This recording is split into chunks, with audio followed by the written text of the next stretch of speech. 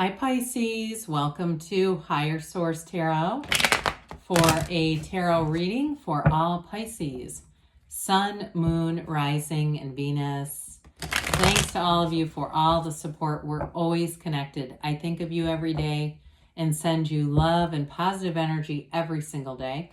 And if you're new here, welcome. I post new readings on Friday, then again on Monday. So if a reading doesn't resonate, just come back in a couple of days. You can watch a new reading. Fridays are always a general reading. Mondays are something different every week.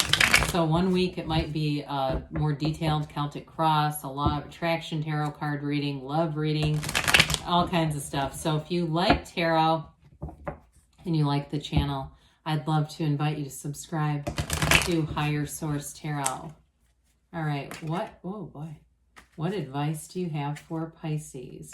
Sun, Moon, Rising, and Venus. What does Pisces need to know, please, for the best and highest good of all concerned with Pisces? Messages for Pisces, please.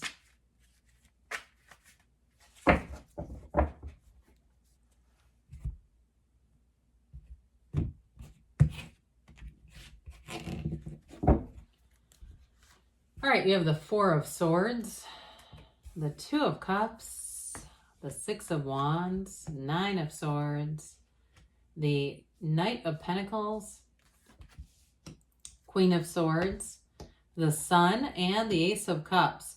Well, for somebody here, if you've had some heartache with that Four of Swords, Nine of Swords, I don't care if it's over a job, a love interest, with the Two of Cups, Ace of Cups, and the Sun, and Six of Wands, you've got beautiful expansion, loving energy. It really is, if it's reconciliation, okay, if you're not talking to somebody and it's got you over a barrel with that Four of Swords, Nine of Swords, Two of Cups tells you it's worth the investment. But I'd say they say chill out a little bit. You know, try to do stuff, things, activities, whatever it is to divert your attention, because the more we obsess over somebody or heartache or whatever it is, we keep that energy alive. And so that's why people say 30 days no contact. But the real key to that is withdrawing your energy, because when you do that and the other person doesn't feel that energetic boost, they come a-calling.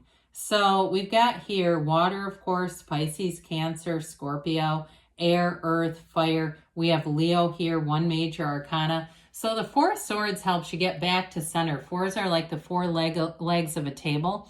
And this one too, there's very few windows in the tarot, very few. And so it's knocking the door will open, asking it is given. But the key to this is getting your mind still, quieting the mind, meditating, taking a break. And it just helps you get, like I said, back to center. So for somebody here, whether it's been a break at work, if you had what feels like an unlucky roll, it's really just part of the deal, okay? I've had it too where I thought, I know the universe works in mysterious ways, and it's like, why did you manifest this way? I could have given you many better ways to do it than this. But with this, it's really telling you you're on the right path. Sometimes we second guess, right? We wonder, why is this happening? Why is this happening to me? Well, it's bringing you towards what you've asked for. So with this Four of Swords, it also helps you be ready to roll. Now, I feel like somebody here could be writing a book and maybe took a break.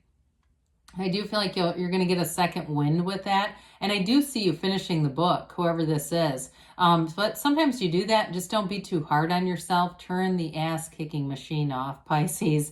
If that's you and you go, oh, what? I've wasted all this time. Nothing is wasted in the universe's economy. There's nothing that's been wasted. It's all part of the deal. So when we start to see this beautiful Two of Cups, Ace of Cups, and the Sun, your heart is going to be singing with this.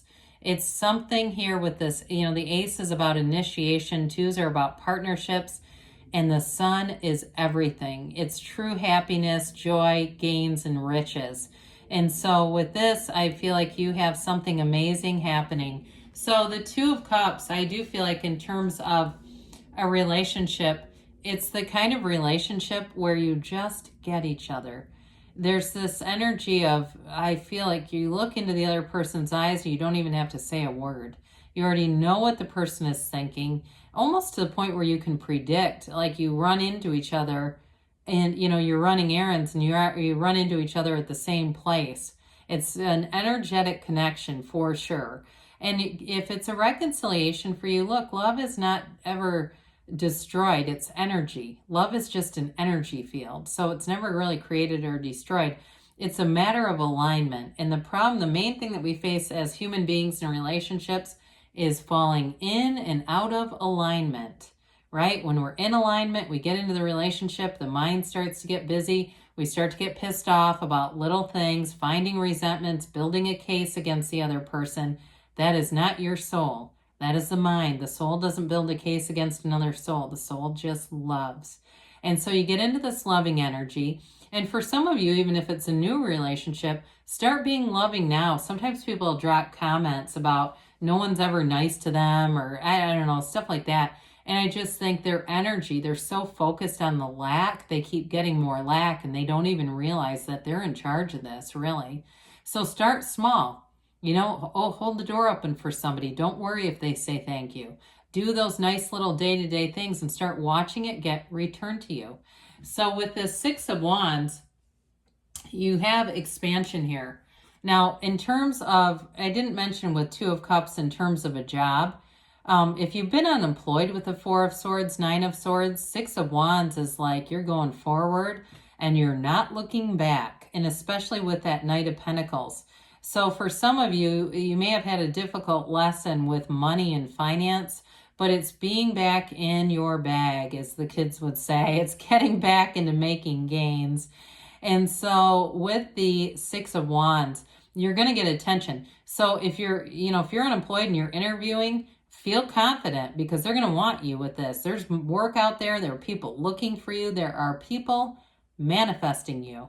And so with this six, it's about harmony. It's feeling good though, wherever you are. It's not being in a situation where you're overwhelmed and can't do it. It's really honestly getting in flow and being in sync and moving forward. So the Nine of Swords comes up, and really the message from Spirit with the Nine of Swords is don't worry about it. It's needless worry. That's really what this is. This is a card of needless worry. And so part of it is the mind gets going here. A little bit of contrast happened, right? There's something here. The black in the background represents contrast. So when we drive our car and we get to a speed bump, we don't turn the whole damn car around. We say, okay, better slow down a minute and just take this, take the bounce, go over it, keep going. Keep going is what they're telling you. Nines are about realizations. And also too with that Queen of Swords, you have learned the lesson. There's the good news in this. The Queen of Swords doesn't repeat the same lesson twice. So you've learned what you've needed to there. And with the Knight of Pentacles, you've got long-term stability. And I know sometimes people get a little cagey because this Knight doesn't move forward, but he's making a plan. And so when the movement starts to happen, especially because you do have the Sun and Six of Wands here, I wouldn't be worried about this. The yellow in the background is beautiful energy. It is an environment that engenders success.